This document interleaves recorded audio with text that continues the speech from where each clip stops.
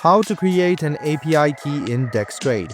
First of all, what you need to do is open Dex-Trade on your device. Then tap on menu on the bottom right hand side. Once you do that, tap on My Profile.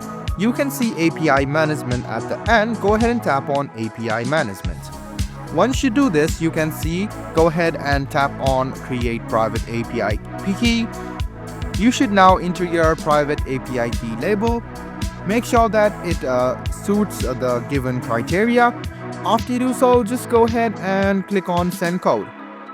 So what you need to do now is go to your Gmail, register to Dex-Trade. So what you need to do is just go ahead and copy the code which has been sent to you. Go ahead and go back and paste the code.